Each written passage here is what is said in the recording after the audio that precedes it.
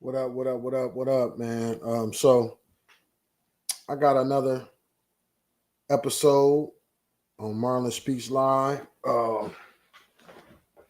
Wanted to share a little bit of what I've been talking to with Chat GPT about.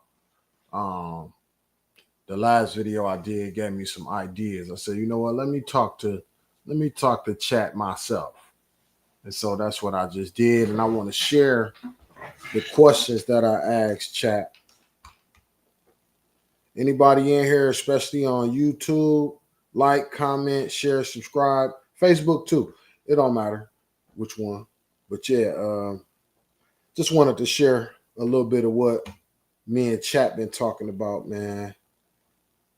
The lady who featured in my last video, she gave me some ideas. So I got Chat open, and here we go. So when we talk about violence, like black on black violence, can we include white on black violence in this country? And what are the statistics on that? Absolutely.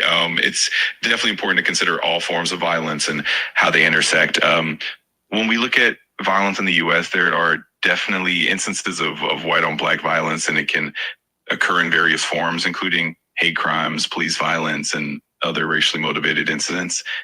In terms of statistics, hate crimes data from the FBI, for example, shows that a significant percentage of racially motivated hate crimes are targeted against Black individuals by white perpetrators. And then there's also the broader issue of systemic racism, which can lead to disparities in policing criminal justice. It's definitely a complex issue. And when we discuss violence in communities, is crucial to look at both the individual and systemic factors and how they all interconnect. If you want more specific numbers or details, I can definitely dig into that as well. Can the police, since the police is part of the system that creates systemic violence, could that be considered white on black violence because the system was created by white people? That's a really insightful point.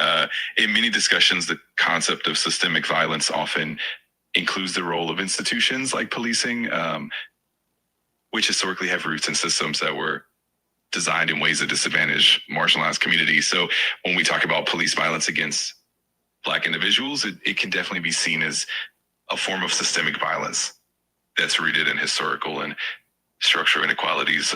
In that sense, it can be viewed as a manifestation of white on black violence, especially considering how policing has been historically used to control and marginalize Black communities. It's definitely a complex and nuanced issue, and it's important to look at both the historical context and the contemporary impacts.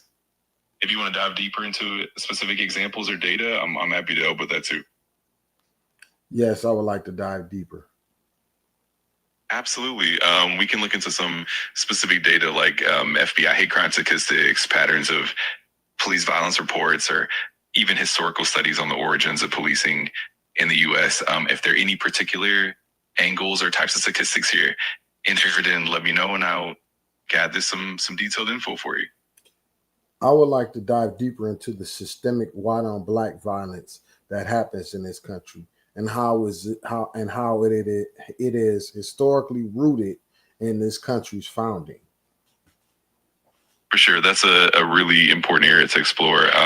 Historically, policing in the U.S. has roots in slave patrols and systems designed to control and surveil Black populations. Over time, those structures evolve, but often maintain patterns of racial bias and discrimination. In terms of systemic violence, we can look at things like disparities in arrests and sentencing, the war on drugs, and the impact of discriminatory laws and policies. These elements have contributed to a cycle where Black communities are disproportionately affected by violence, whether it's from law enforcement or other systemic factors. If you like, I can share specific examples, like historical context of certain policing practices or more recent data on racial disparities in the criminal justice system. Just let me know what you're most interested in. So is it accurate to say that systemic white on black violence might contribute to the black on black violence within the Black community? Yeah, that connection is definitely recognized in a lot of scholarly and social discussions.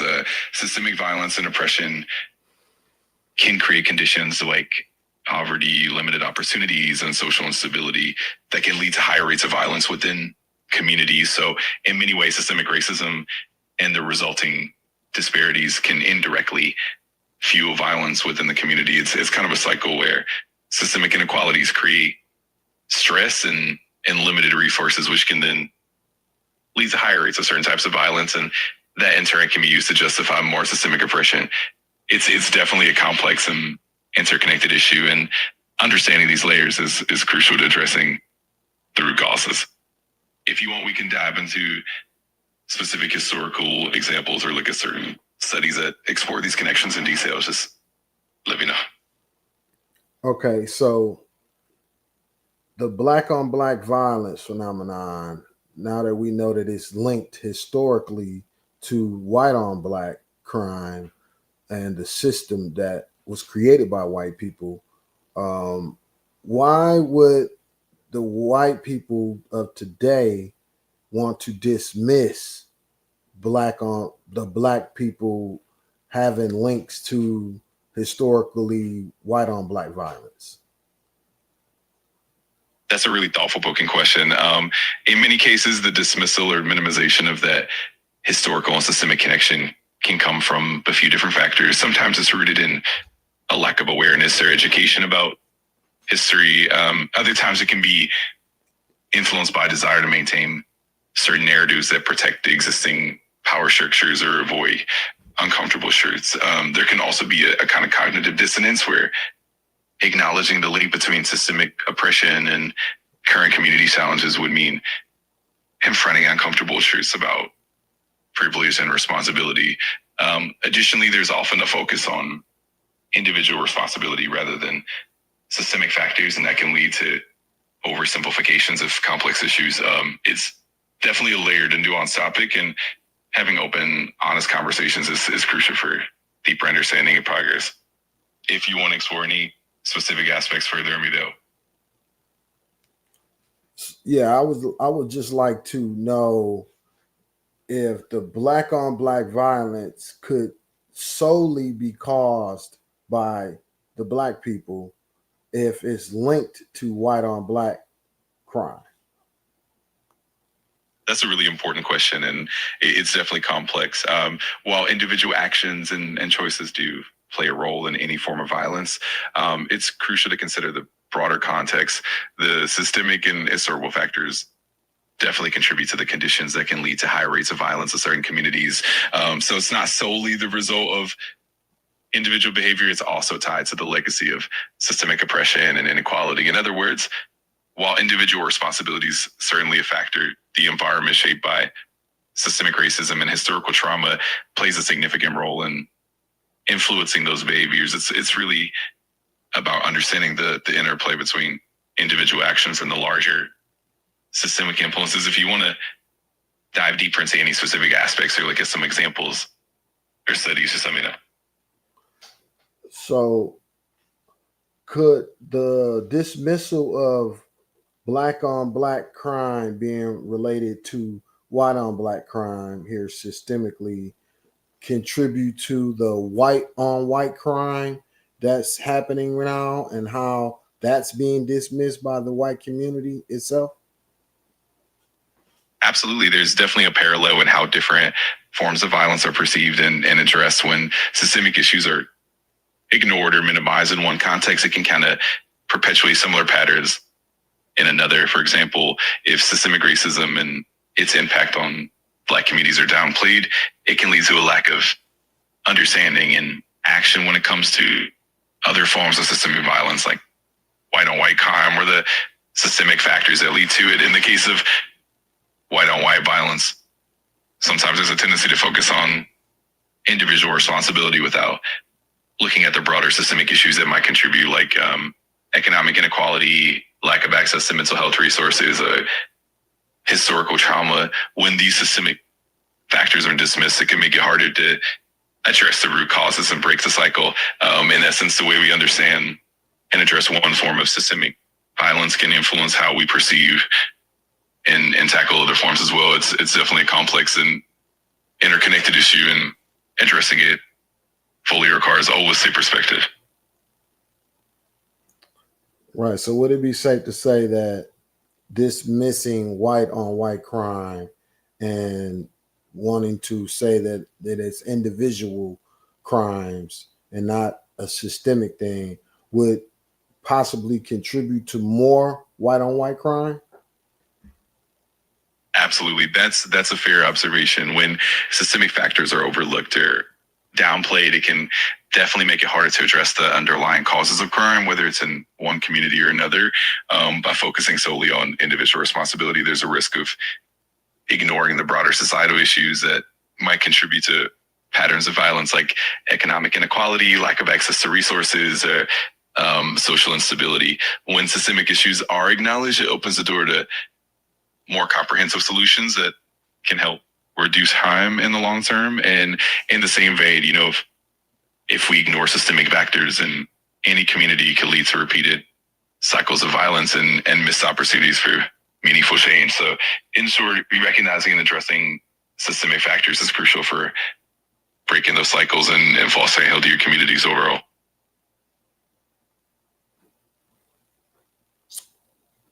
So it could lead one to think that the black on black crime is actually linked to the white on white crime. Yeah, that's definitely a reasonable conclusion. Absolutely, the patterns and systemic factors that influence one form of violence can often mirror or relate to others. When we understand the broader systemic context, it helps us see those connections more clearly and recognize that addressing systemic issues can have a ripple effect across different communities. Is definitely a complex and interconnected situation. If you want to explore more details or specific examples, I'm here to help.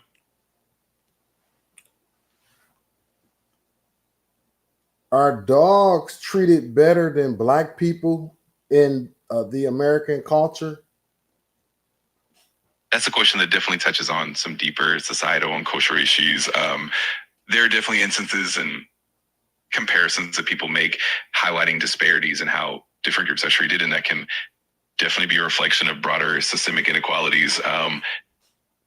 It's a complex topic that often sparks meaningful conversations about equality, justice, and social priorities. If you want to dive deeper into any specific aspects or discuss it further,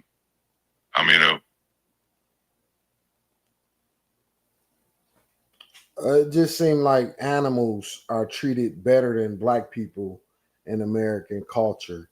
And, instances like Mike Vick um, and other people where, dogs or animals are included. Seems like black people are treated worse when it comes to anything that has to do with animals. I understand where you're coming from, and it's definitely a conversation that highlights some of the disparities and complexities in societal values. There are certainly instances where the treatment of animals and the treatment of marginalized groups have been contrasted, and that can definitely point to deeper societal issues and priorities. It's important to have these discussions and to work toward a more equitable and just society for everyone. If you ever want to explore more examples or dive deeper into certain aspects, I'm always here to help and chat more. Yes, dive deeper into the relationship of animals being treated a certain way versus black people being treated a certain way in this country. Absolutely, it's a complex and important topic. Historically, there have been notable instances where the treatment of animals has received significant attention and protection, often prompting strong public responses. In contrast, the systemic issues affecting Black communities like racial discrimination, inequities in the criminal justice system, and economic disparities have often been overlooked or minimized. This contrast can highlight certain societal values and priorities, and it can lead to important conversations about empathy, justice, and equity. For instance, some discussions focus on the way that animal rights movements have been able to mobilize widespread support and policy change, where similar attention and action might not always be as readily directed toward human rights issues, particularly when it comes to marginalized communities. By examining these differences, we can gain insights into how society prioritizes certain issues and what steps can be taken to promote greater equality and justice. If you like, we can dive into specific historical examples or look at more detailed comparisons as well. I just would like to know, if we all know that Black people are the original people, why is it so much hate towards Black people, especially in America? That's a deeply important and complex question. The history of racial hatred in America is rooted in a long legacy of slavery, segregation, and systemic inequality. Over time, these historical injustices have shaped societal attitudes and structures, leading to persistent biases and discrimination. Additionally, societal narratives and stereotypes have been perpetuated over centuries, often reinforcing negative perceptions and fear. This has led to systemic barriers in areas like education, employment, housing, and criminal justice. It's also important to recognize that many people and movements have worked tirelessly to combat these injustices and promote equality, but the legacy of those historical injustices can be slow to unravel. It's definitely a multifaceted issue that requires ongoing dialogue, education, and action to foster a more just and inclusive society. If you'd like to explore any specific aspects or dive deeper into certain historical contexts, I'm here to help. Okay, yeah, I would just like to know, since we all understand that everyone comes from Africa originally at this point, why does it seems to be so much backlash against Black people all of a sudden, now that we all know that we are all from the same place and we have DNA and facts? That's a really thoughtful question, and it touches on a lot of complex social and historical dynamics. Even with the understanding that humanity has a common origin in Africa, deeply ingrained societal attitudes, historical legacies, and power structures can still influence how people perceive and treat one another. Sometimes the backlash can stem from fears of change or the discomfort that comes with confronting historical injustices and inequalities. There can also be elements of resistance to acknowledging the full scope of systemic racism and the need for structural changes. In addition, there are often political, social, and economic factors that can contribute to divisions and tensions.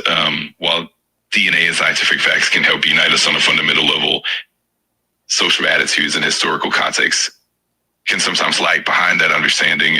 It's definitely an ongoing journey toward greater understanding, empathy, and equality, and having these conversations is a key part of the process. If you want to explore any specific aspects further, I'm here to help. Yes, it seems like with the facts that everybody know, the facts of where we all come from, it seems that there is more confusion or more people wanting to go against the facts. I completely understand what you mean.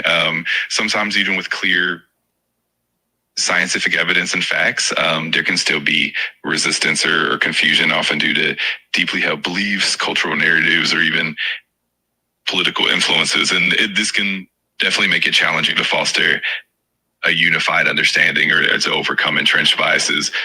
It's definitely a process, and it takes ongoing dialogue, education, and empathy to bridge those gaps. But by continuing to have these conversations and share perspectives, it's possible to work toward greater understanding and unity. If there are specific areas you'd like to explore further, or certain questions you have in mind, I'm here to help and chat more about it. Would it be considered forgiveness to give money to someone who violated you? Would that be considered forgiveness? Or in a case of a GoFundMe, for instance, some people use that to actually justify the act, that the opposite. They use GoFundMe's to actually as a political stance almost. That's a really nuanced question. Forgiveness is often more about a personal and emotional process, and it doesn't always have to be linked directly to monetary actions or financial support. Sometimes people choose to help others financially as a way of showing empathy or even as a means of healing, but it doesn't always equate to forgiveness in a pure sense. In the context of something like a GoFundMe, it can indeed be used in various ways. Sometimes as a form of solidarity, and other times as a political statement or even a way to highlight certain injustices. It really depends on the intent behind it and how people engage with it. In any case, it's definitely a complex intersection of ethics, empathy, and social dynamics. If you want to explore specific examples or delve deeper into any particular scenario, of your know. Yeah, I would like to delve into the difference between supporting a Black person that was standing up for themselves in a in a fight versus a racist white lady trying to hurt little kids with her words, and the GoFundMe's that she raised versus the GoFundMe that the young Black man raised. That's a really important comparison, and it highlights how different contexts and societal perceptions can shape the support that people receive when it comes to supporting someone who's standing up for themselves, especially if they're facing systemic challenges or injustices. It can be seen as a form of solidarity and empowerment. On the other hand, when someone uses a platform like GoFundMe in a way that might promote harmful behavior or reinforce negative stereotypes, it can lead to a very different response from the public.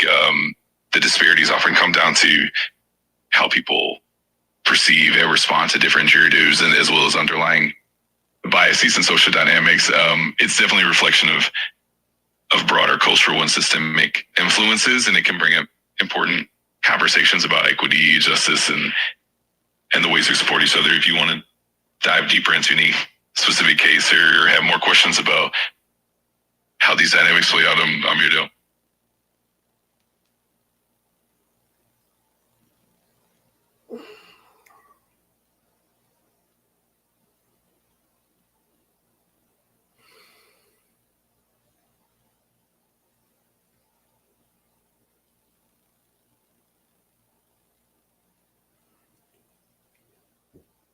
Yes, dive deeper into the differences between someone using GoFundMe's as a way to purely help someone or as a weapon. Absolutely. So when GoFundMe or similar platforms are used for genuine support, it's usually about helping someone overcome a hardship, whether that's medical expenses, legal fees, or other personal needs. In these cases, people generally rally around the individual out of compassion, empathy. On the other hand, when someone uses a GoFundMe as a weapon, it can be a way to spread harmful narratives or perpetuate discrimination. For example, some people might raise funds to support actions or statements that are discriminatory or that target certain groups. This can lead to the amplification of negative behavior and can sometimes even incite further harm. And the impact of these different approaches often depends on the public's response and the larger social context. And in some cases, it can even lead to increased awareness of the underlying issues, while in others, it can deepen divides and create more tension. It's definitely a complex topic, and it's fascinating to explore how these platforms could be used for both positive and negative purposes. Let me know if there's any specific angle you want to dive into further. Nah, that's gonna be it, man. Appreciate you. Of course, I'm glad we could chat about it. If you ever want to continue the conversation or dive into anything else, just let me know. Have a great one. You too, big dog. For sure, I've got you. Anytime you need anything, just give me a shout. Enjoy your day. You too. Thanks a lot. Take care and talk to you soon. All right, yeah, bye-bye. Absolutely, anytime. Have a good one. Okay. All right, man. Dang. Wow. Yeah, man. Just had to have that little chat with Chat GPT. All right, turn it off. He gonna keep talking.